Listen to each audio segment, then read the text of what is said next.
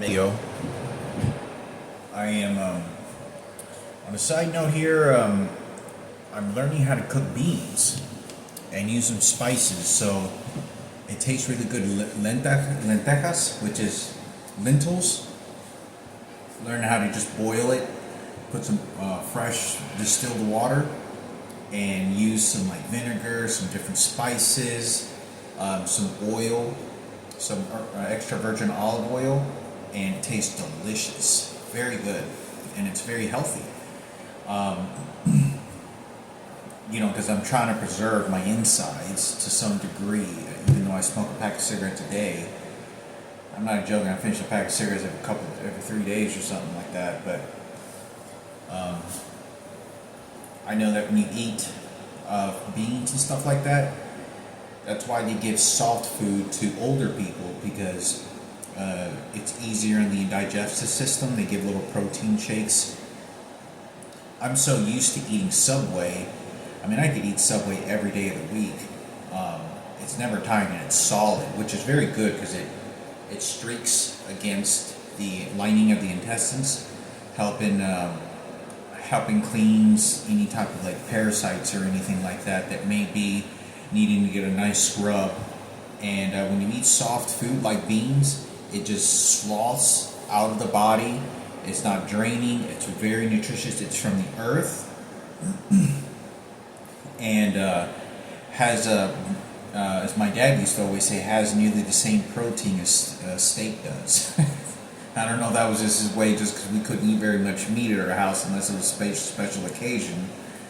My mom made meat. It had to be like a big soup and like a couple chunks of meat. But meat had to be very conserved because that was something, we never ate T-bone steak at our house. My dad got a T-bone steak and my mom would cook like a little steak, but we never got T-bone steaks, all of us. My dad got the T-bone steak and then we'd get these little steaks, and that was pretty much it. But I thought I'd say something because I wanted to talk about some things that were important.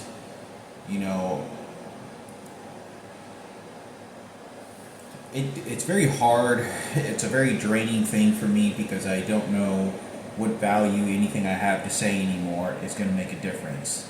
When it comes to Frankie, my mother, my deceased sister, Michaela, her mother, or any other information that will tell the story a little bit more. And I'm not sure if anybody has the attention span to actually understand every single detail that I'm saying and put that together with someone else's life and say, oh, okay, this is what we're going to do. But I think it's important because most of everything I say is the absolute fraction of a millimeter of the truth closest that I can get it to an estimate.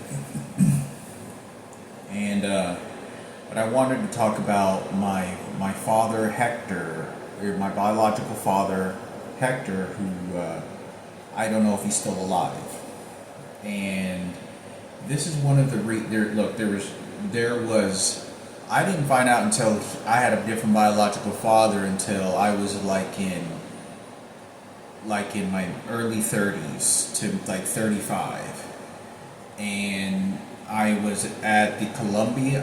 When I found out, I was at the Columbia Park in Colorado.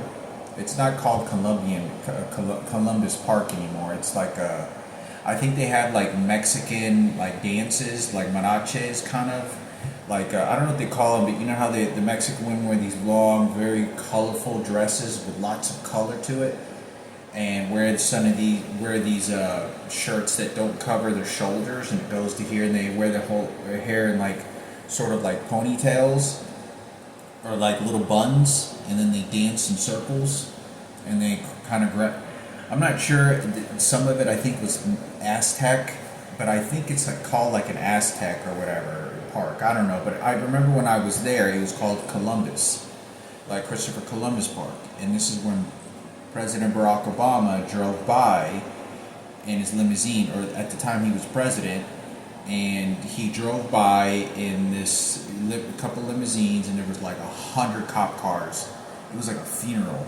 I don't know what event took place to have anything like that happen. I have no earthly idea. I still don't even know. I still don't know what, because I remember looking on the news and news channels, and I couldn't find anything. It was like, did somebody die, or is there another tragedy, or what's going on? And I don't know what happened.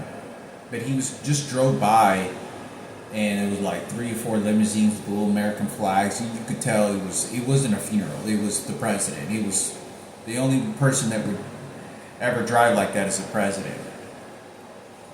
And anyway, I was at this park whenever I found out my biological father wasn't my Raymond Paloma. It was someone else. And I was talking on the crisis line. I was like, I was like, oh my God, I can't believe this. That means my dad isn't my biological father. What the fuck? And then they took me to the mental hospital like 3 days later. Anyway, I got back out. Went back to my homeless location, Columbus Park, and was there for like another month. Just homeless there, just straggling around in the park, doing nothing but wasting my time, no money, smoking cigarettes. Don't know what the outcome of my life is going to be. And I was about 34 years old when that happened, 33. And I recall, the reason I think it's so important is just I don't know anything about my biological father. So every time somebody took an action on me and I started saying things, they immediately thought I knew and I didn't. I have authentically always believed that he was my biological father. There was no reason for me not to believe that. I have been trained and believed that for so many years, that the way that my mother was and the way my father was, that's how it was in life. And for somebody to tell me, and these other homosexuals tell me, oh, your dad's one of our gay community members, you're not his son. People would say shit like that to me, and there was, and even then when homosexuals, because the hate was only coming from the gays. When the gays found out my dad was gay, they immediately took ownership of what they wanted from that. And so they would persecute me as how they function in life. They just want to survive, and they take vulnerability of any little kids that need some help and then ditch them, and then when they leave. Like I did my mother, because they don't fuck the woman. They don't have sex with the female. And so, anyway, so I was thinking recently, last couple of days, and about my biological father, if he's alive or not. And one of the reasons that I believe that he's dead, he had a heart attack, is because, do you remember whenever I don't know if whoever is monitoring the situation, but I went and I lived at this guy named Patrick's house. Michael and Patrick, I think their names were, and they were identical twins. This is when I was working for the federal government, and this is right after I moved out of this guy's house, this Michael's house guy. Chico was murdered while I was working at the federal government building, and then I turned 28 years old, and I was at that time I was living with what is her name, Kathy. I can't even remember her name right now, but I almost had sex with her. She's a much older woman. She's like 41, but beautiful. And they had her kick me out because they knew I was going to have sex with her. And that's another thing that people don't know about. I was about to have sex with her, and I was giving me trouble and problems at my job site. And they started contacting me, gossiping people as much as they could. And they sent people to her house to run me out. And she was the one that was like, and I wanted to come on to her, but I was just taking my time. And they ended up putting a lot of pressure on her to get me, her kick me out, and she had to. She didn't want to. It's a very weird situation when both want to have sex with each other, and things are kind of going slow, and that it's going to lead to that, and all of a sudden it doesn't happen because somebody else shows up in the picture and says no. And there was 2 guys that harassed her while I was living there. It's a true story. Anyway, I'm working from 28 years old, and then I get raped by the transgender like 6 months later after I get fired. And then like a couple of months later, I'm living with this guy Patrick, who's a real heavy set, blonde haired, blue eyed guy. Like he's 61 years old, bleached blonde hair, still natural, real fat, looks like Santa Claus, exactly like Santa Claus, with white, yellow hair. And anyway, this is where I talk about that I spoke to Oprah Winfrey and live on camera, and she said that she was working with the best psychologist on my mother, and she said that I was in total shock. I didn't know what the hell was going on. Like this person just took control of my life on a big screen TV, and I had no idea what the fuck was going on. I got really scared. At that time, I had no idea about what anything is going on other than money controls and can purchase people's lives.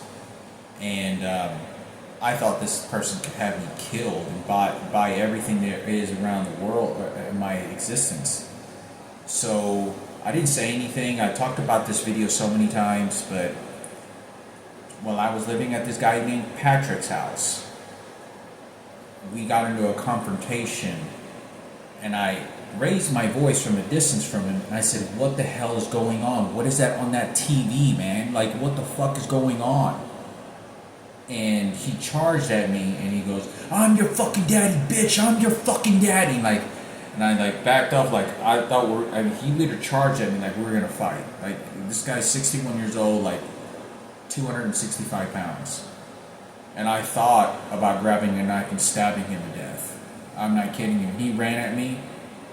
I thought about leaving the house and getting a gun or like a knife and coming back and killing him. Like there was a part of me I wanted to stab his ass to death.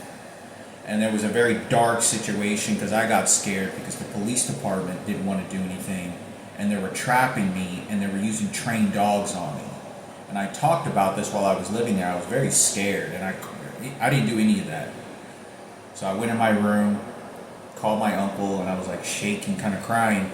What the fuck is going on? They have me on TV, and I'm like shaking, like what the fuck is going on? Like they're using trained dogs on me and shit, and like clicking noises and shit in the room. And it was like I didn't make any sense. And I don't know what the fuck is going on. And he just Michael kind of calmed me down, and he goes, and I told him I was going to leave, and I was like, what the fuck is going on, Beto? What the hell is going on? They have me live on camera. I don't know what's going on. And anyway, I ended up leaving the house within a week or so, from like a week after that happened. And I'm all scared and shit. And there's this black guy by the name of Tito, which is really, really cool guy. But anyway, I end up leaving. When I leave, I'm about late 29. I'm late 28 years old.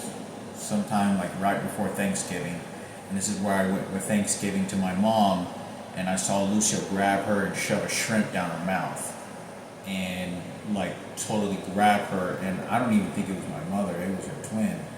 And I remember there were some other white people showed up, and they were like trying to white supremacists. They were showing white power and flashing their white skin, and the ideas of white power of like us whites control and get first class and pick out what we want. Authority, like they were very much white supremacists. 100%. We're at Chili's, or was it the garden? Is it Chili's? It was like a Chili's or like an Olive Garden. And we went there, and when we were there, there were some white people that kind of punked Lucio out, Marco's dad, my mom's boyfriend, because he grabbed her in front of all these people. And he looked over at his corner and said, "Here you go, eat that." And he was looking over, and I don't know if there was like a fight was going to happen, but I got really scared because at this point I'm just trying to attach myself to my mother more and figure out what the fuck is going on. Like, just to stay calm and figure out what the fuck is going on. Anyway, I leave. And I returned to that house like 5 years later. It was like I was somewhere in my early 30s, like 33, 34 years old, after Alaska, Seattle, Washington. And the reason I went back to that house in Carrollton, which is very close to Ginger's house, where I was having sex with her, dated her we had a relationship, sexual relationship, both understanding on both sides and both willing, and she was a natural born female. She lived at one of those houses nearby, like a couple streets over. Well, this is where Patrick lived. This is where the identical twin is. This is the other identical twin that set me up. So what happened was, I go back there when I'm 33, 34 years old to see if this guy's still alive, because I wanted answers. I had gone to Alaska, Seattle, Washington, Denver. I had called FBI, everything, and I'm not getting answers. So I go back to this house to see if why Oprah Winfrey spoke to me. Who was this person? What was going on? I don't understand. What is happening? I don't understand. I want to find out why it was being broadcast. I'm not crazy. So I went back to that house to talk to that guy, because he was renting that house out. He said that he had been living there for several years when I spoke to him. And he was the one that was really wanting me to move in at the beginning with, when I first moved in, when I first moved in. But he didn't live there anymore. And it was, nobody answered the door, and it looked like, I don't remember. It looked exactly the way that I remember leaving, but I don't see anything different in furniture. I couldn't look in the windows, but something said that maybe this guy didn't live here. And I'm walking away from the front porch, and I'm walking up to the porch, and there's, to my left, that house next door, between the houses. But not between the houses, but I'm talking about right to my left, not hiding where I could see in plain view, right in front of the yard, standing right between his house and the neighbor. There was two people. A blonde woman that looked exactly like Michaela's mother. Now, this is really wild and crazy, okay? I think this is Michaela's mother. I don't know why I believe this. This is crazy, because they were waiting for me when I got there. It was weird, because I don't know who these people are. This is the reason I think it's Michaela's mother. Michaela's mother looked exactly like the lady that I saw when I went to the Twin Festival about 2.5 years ago. I went to the Twin Festival in Ohio, in Twinsburg, Ohio, where they have a big Twin Festival. And before I went to the Twin Festival, I went to this school to get like some sodas and buy some tickets or something. And there are all these there's like hundreds of people, like at least 1,000, or so it felt like. And I walked up to this lady, because she told me, oh, you have to go over there to buy tickets or something. And there wasn't very many people. There was like 25. And I happened to, kind of step 20 feet away from a woman that turned around that seemed to know, and she looked exactly like Michaela's mother. She looked like exactly the same woman that I saw all those years ago at Albertsons, and then walking by with my biological father. She very much was a white, blonde-haired, blue-eyed woman. She looked 100% German, but she looked like Barbie. She's a very beautiful woman, and I recall, her face, and it looked exactly like this woman that when I went to Patrick's house in Carrollton when I was 33, looked exactly like this woman. She also looked exactly like Michaela's mother. And I don't know if this was a setup, but I recall I saw Michaela's mother, what looked like her, and a white guy with blonde hair as well, but he was kind of fairly built. Okay, now when I show up 33 years old to this house, I'm still wearing what I was wearing from when I was in Alaska. I'm homeless. I have a backpack. I look rugged. I look like I have been traveling homeless for a long time. That's what I look like. And I walk in and I can see that they're doing some yard work. Like they're trimming some hedges, kind of, with like some bushes or some weed eating. And he's kind of helping out, picking up some shit into a bag or something. And there's no one else around anywhere else. The entire street, nowhere. And I see them, and I just keep walking, and they kind of, I always know people are following me, and they already look staged. But I walk up to the house, nobody answers. I start walking out, and I look. I thought maybe I should ask these people, and they looked at me and made direct eye contact. You could tell they weren't there just doing yard work. They were there to get a closer look at me, or to engage, or to set something up. You could just tell they knew that I was already going to be there. And the people were standing right next to each other, very close, like they looked like a couple. And I very politely, very nicely, I go look. I go, hello. I just want to say my name's Hector. I don't mean to bother you very too much, but there used to be a guy named here, Patrick. Do you know if he still lives here anymore? And I was very nice. I don't show any anger when I'm walking in and out, any expressions. And the guy looks like he's trying to generate a reason to fight or get pissed off at me. And this is what he does to me. This is what he looks. He's a white-haired blonde guy, right?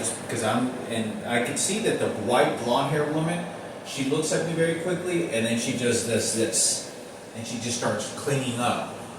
And the guy looks over at me and he goes, no, he died of a heart attack a few years ago, okay? And he just started screaming like he knew who I was, and he was doing this to me. Like, no, he died, okay? A couple of years ago of a heart attack. And he was already pissed. He knew who I was, and I told him my name. Now, I could tell by looking at this guy, I think this guy was gay. He could be straight. I don't think he necessarily was. I think he could have been some homosexual, right? But he knew who I was. Now, this is one of the reasons that I think to myself, because he's premeditating an idea of someone else that I know, meaning Hector, my biological father, died of a heart attack. No, because if they know that my biological father is no longer alive, then they know that I'm going to be pissed off, because who's going to get with Michaela's mother? Because they're setting it up for Michael Jackson, and then fuck the Mexican over. And that's exactly what they'll do. But I think his mom could have been setting it up to see how he was going to behave and what he was going to do. But it looked like Michaela's mother. I swear to you, it looked just like Michaela's mother. And exactly like her. So anyway, I wanted to make a video on this because that's one of the reasons that leads me to believe for even more recently that he's not alive, that he died of a heart attack. One of the other reasons that I believe he died of a heart attack, 2 years ago, when I got back from Auschwitz in Poland, when I went to the concentration Holocaust camps, when I came back, flew back directly to Lawrence, Kansas, University of Kansas, where my dad graduated, back to the homeless shelter. When I got there, within 3 days or a week, there was a Mexican guy that kind of physically looked like my biological father. I could tell he was on my side. He was a Mexican guy. I could tell he was on my side. Like, even though you do come across some homosexuals, you can tell, like, I can tell how some are Mexican, and I can tell because gay people still experience racism from their own breed of other homosexuals, other racist things that they do, and that's what they do. So I think it's important for me to talk about because this guy that showed up, and I could tell by looking at him, he wasn't a threat to me at all. Like, he was probably more likely to be on my side. I could just sense it. And I saw him at this homeless shelter, and I could tell that he kind of looked like Chito just a little bit too. Like my biological father, but he looked like Chito. And he was in the homeless shelter, and he was just scoping things out and see what was going on.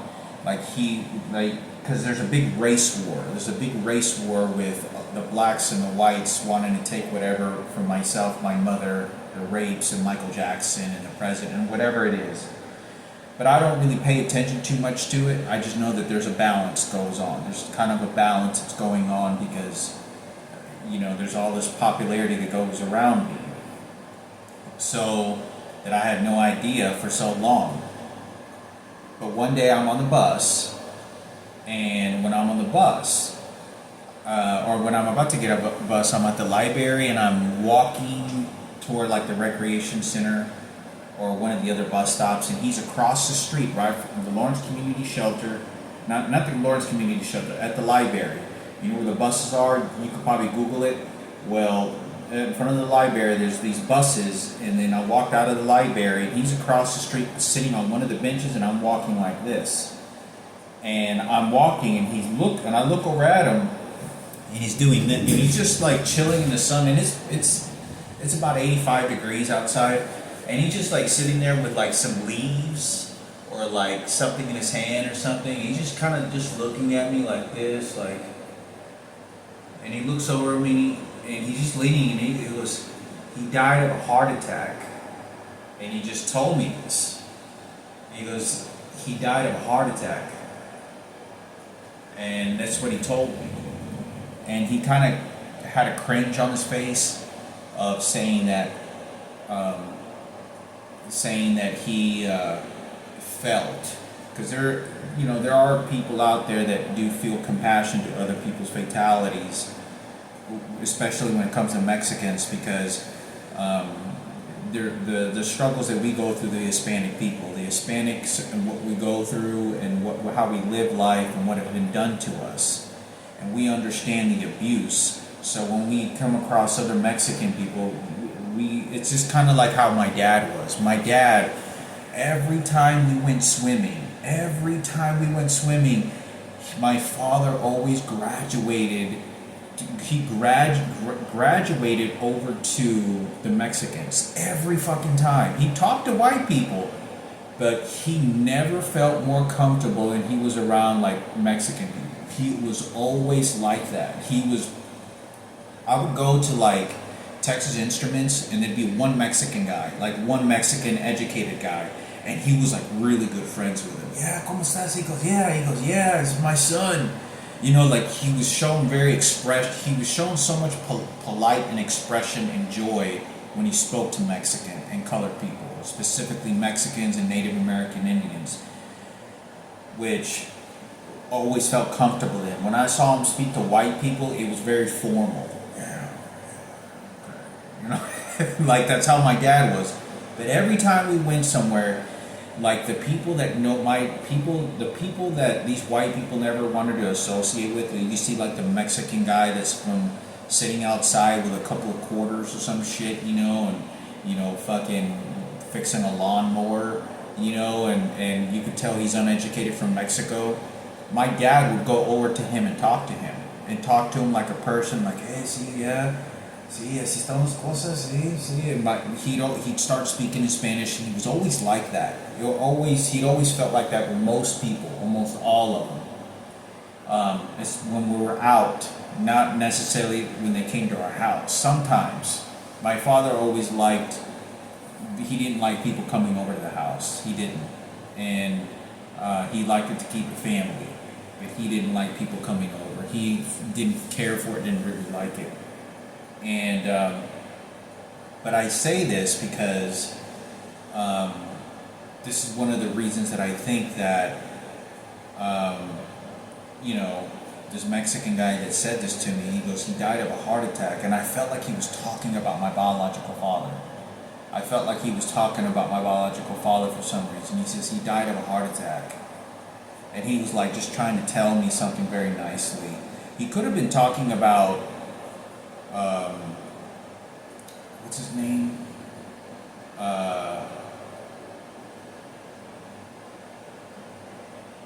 I can't remember his name right now. I'm trying to think. Oh, I gotta itch myself. I can't remember. I lived with him in Mexico. He's an old guy, and he like almost died in front of me. Um, I went and saw him at the hospital, and I was given this. I went when I was 35 years old. I saw this guy. For those that don't know, this guy used to jack off in front of me. He used to masturbate with his big old penis in front of me while he was watching, staring and looking at the TV and at me to his left when I lived in Denver, Colorado. And he was some white, old, 60, 71-year-old old man with a one-eye patch. And I lived there for like 3 months, 4 months, and then left.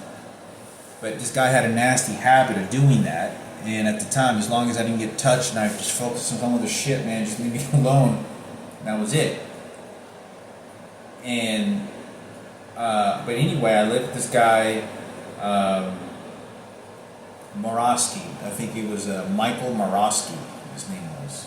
Morosky was his last name for sure, but I don't remember his first name. I think it was Michael.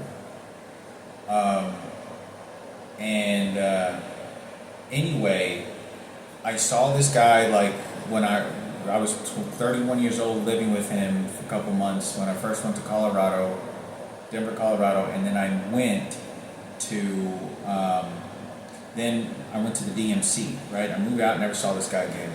Took care, goodbye. Into the next lifetime. Prayers and blessings on your journey. I leave, never expect to see this guy again. I'm 35 years old. I book a flight to the DMC competition when I'm in London to finally put a close to that part of my life. It never happened. The dream never happened. The visions and things, will never happen. It never came close to who I am, what I was, what I wanted, what I thought I wanted, in a much more bigger picture than people realize. And it never did. I went there, and it was great. I wanted to give support to other people that put their heart and dedication into something so much. And when I went to London, it's something that you train for 7 or 8 hours a day. It's a 40 hours a week job, and that's all you do. You stay in a room. You don't go out with friends very much. You don't really associate. You don't go to amusement parks. That's all you do for a living. You really don't do very much. It's all you do. You don't go. You stay in a 4-wall room all day.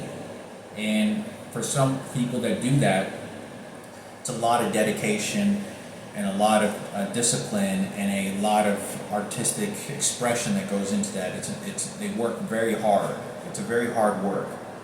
And I think it's important to give support, and you have all the different countries. Went on a date with Leanne Cloudsdale, which is the same girl I saw in Alaska when I went to the mental hospital. We're holding hands. So anyway, that's a different story, but we went there. I went there to London, but before I went to London, right before I had booked my flights, I stopped by somewhere in Texas. I can't remember where it was, what city it was, but I rented a car, and to go visit, or I took a bus. I took a bus all the way to Fort Worth. Then when I got to Fort Worth, I went to go visit a quadriplegic. There's a guy that called me on Craigslist, and he was a quadriplegic. He's paralyzed from the neck down. And he also died. And I was very nice. I'm not kidding you. It took me like 6 hours to do this. I did as fast as I could. I didn't have a car. But he wanted some nice desserts. And so I went very nicely, spent my own money, because, I've been blessed with a little bit of money. And I went all the way to Fort Worth with my bus ticket. Once I get there, I go to the cheese factory, and I asked them over the phone, what do you like? German chocolate, do you like carrot cake, cheese, extra cheese? I don't know what it was. It was like some sort of cake he liked. So I got a couple of different cakes, premium cakes, for dessert. So I went and bought a cooler because it takes me too long to take them to him, and I'm homeless already. I'm homeless. I'm living in a hotel, but I got this money just now to book my life to London, and then I come back and I'm homeless. So I'm living a very rugged life. It's a very hard life. But I buy a cooler from Walmart, and I buy a bunch of ice so that I could put and keep it fresh. So when I buy the cakes from the professional cheesecake factory, I put them in the so it doesn't get contaminated. It stays exactly the fresh way that it is, and I keep it in a cooler, fresh and nice and cold. And that's what I did. And I got like, a couple cheesecakes covered in ice, so when I get over there, it's fresh. And it took me like 3 hours to take a bus trip back and forth, 4 hours, maybe even 5. I say at least 3 to 4 hours. Maybe it was more than that, but it was at least 3 to 4 hours to go to the Cheesecake Factory and then go to this nursing home where this guy was. And this is the same nursing. This is one of the nursing homes my dad used to be at. This is one of them my dad went to. He was there for one nursing home for like a couple of weeks before he transferred over to some other nursing home in Fort Worth. And I went there and I saw this quadriplegic I had spoken to several times before, the year prior, and brought him some cake. And I had some extra German cake I think I also had. And the guy next to him, Richard Morosky, that's his name. It was Richard Morosky. And I didn't know this guy, and was sitting next to him, and I go, hey, you look familiar. Is you Richard Morosky? He goes, no, and he told me some name. He said he was some other person's name. And I know it was him because he had both his legs removed from the knee below. And he goes, do you think I could have, I asked him, would you like a piece of cake? I had some German cake. I have some German cake, chocolate German cake or carrot cake from Cheesecake Factory Professionals, really good, high-priced premium cakes. And he goes, yes, can I have some? And I fed him some cake, and I thought he died in front of me. I don't know. He was just he was looking up, and I kind of looked away very quickly because I thought he died. He was like flat when he died, and I didn't think anything. I just kind of looked like I'm just being a nice person. I'm not to invade your space. So I just kind of quickly look away. It's like, oh shit.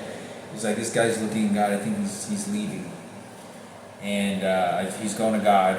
And it's like, nah, not here. Not with me, man. I'm like, and I didn't think of anything. I just it shuddered me for a minute because I wasn't ready for it. But I was very nice, and then he said, can you think you could turn that down TV in front of me? And I turned it down for him a little bit. And anyway, and then I went to London. And this guy, Richard Morosky, I think he may have said, because the fact that he looked like he was dying in front of me. And I think maybe that's why the guy, when I saw in Lawrence, Kansas, he could have been talking about that guy. But I had a sense that he was talking about my biological father when he said he died of a heart attack. So this is one of the reasons that it leads me to believe that my biological father is not alive anymore. There's a lot of surprises and a lot of things that they're building up to whatever it is that they want and everything that's going on, but that's what I think happened. Or he could be talking about Miguel, which there's a very high chance that Miguel died. So, but I thought it was important for me to talk about because if my biological father, Hector, is still alive, he has to be very old by now. My biological father, Hector, if he's still alive, he would have to be at least 65 years old. Because when I met my biological father and he came to our house, he said he was 20-something years old. I don't know exactly his age, but he was in his 20s, and I was like 5 years old. I was like 5 years old. I talked about that he visited me, and he took me to McDonald's, bought me a Happy Meal, and then dropped me off, and my mom and dad decided not to have him come over again. My dad told my mother that, just, shoo him away. And so my biological father showed up. showed up, and when I saw him, I want to say he was like 25 years old or 27. He was in his mid 20s. I want to say he was in his mid 20s. By looking at him, when I saw him, he looked like he was in his mid 20s. He did. He looked like he was in his mid 20s. Let's just say he was 25 years old and I'm 5 years old. Okay? So if he's 25, what's 35 times, what's 35 since I'm 41 years old, right? We'll just say 36 years old. 36 years ago I saw this guy and he was about 25 years old. 25 plus 36 is what? 55 is 50, 60. He would have to be 61 years old. He would have to be 61 years old at least. I'm going to say he said, I think he was like 27. I'm going to say, I think he said he was 27. So he would have to be just about 65 years old right now. If he's still alive. 65 years old. If he's still alive. I don't know where my biological father is. He would have to be 65 years old. And I think it's important for me to talk about because if he's still alive, there's not going to be much more time that's going to be left for me to ever communicate with this person again. If he's dead already, then they took the best of the situation. It doesn't matter what the circumstances is. They took the best of the situation. Kenneth did that. Kenneth Cooper at the radio station did that to me. He intentionally did that because he doesn't like the fact that my biological father is a real straight man and my Raymond Palomo is gay, and then you want to goon up with your faggots. That's what he's doing. That's why he did that. That's faggot behavior. That's exactly what that unity and community bullshit what he was doing, because they want ownership. They don't see fair game like straight men do. They're faggots. They're transgenders. They're mentally very sick. But that's the story to it. And I, including Sarah and Ken, they were responsible, but it doesn't change the fact it's too late. I could have met this man. I could have talked to him. I could have told him these stories. I don't know what the situation is, but I would have liked to have met Michaela. Never did, but once. And hung out. But that life experience will never happen, and it never did. But I do know Michaela. I know I always share the same biological father. He would have to be at just about 65 years old. You know, say he said he was 27 or 28. Because he looked like he was about 27 years old. He did. Early 20s, he didn't look like he was just in his early 20s. He looked like he was about 27 years old. That's what he did. So he would have to be about 65 years old. How much more time life is he going to have before he dies if I ever get to meet my biological father in person? But if he's deceased already, then the guy told me he died of a heart attack. I for some reason, I don't think he's alive. Whatever it is that happened, whatever was going on, he's not alive anymore. But they took advantage of it. My mom's identical twin is the one that's stripping life out of him, and life that could have been reunited because she wants the money and attention over my mother, who has mental problems. And can't take care of herself. And the psychologists and the people that fed all the money to my mom's and her twins said, no, we're take over. And they took over everything. That's why I got thrown to the trash can. Just worthless trash, just like my sister did, who died all those years ago. Just threw her in a bag in the trash and threw her ass away.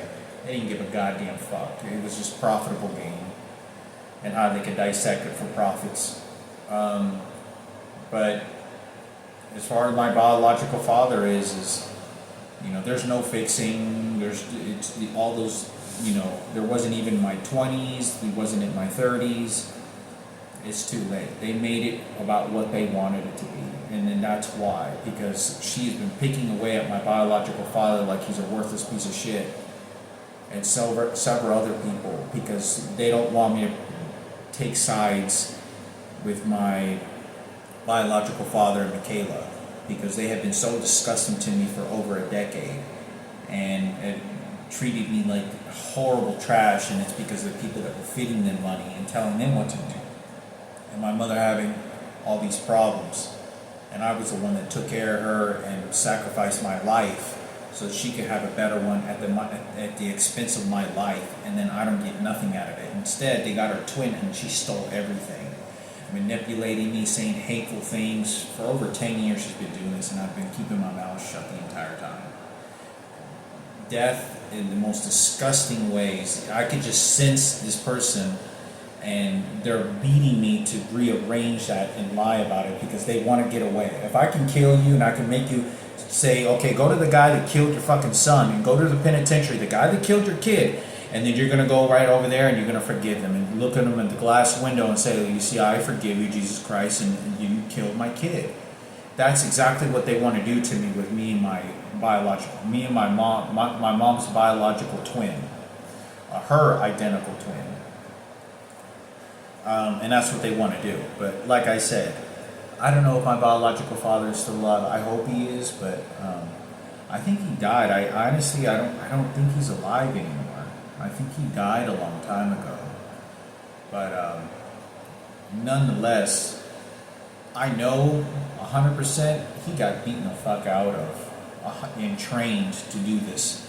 It wasn't, I know there was a big part of his life that would have been different had these faggots had not done what they did, and Ken and Sarah Cooper not send their people after Michaela and after my biological father, because they would have trained him the way that my mother did to me and all the other people did, so that it goes and keeps going the way that they want in that direction. It's never united, because the faggots want everything, they take everything for their emotional standing and ending point. So thought I'd talk about that for a minute. Hopefully this makes sense. I don't know who has time to watch these videos, but I think my biological father, I don't think he's alive anymore, but there's not too much. If he's still alive and some sort of miracle, he doesn't have too much time left, and I share the same name as him.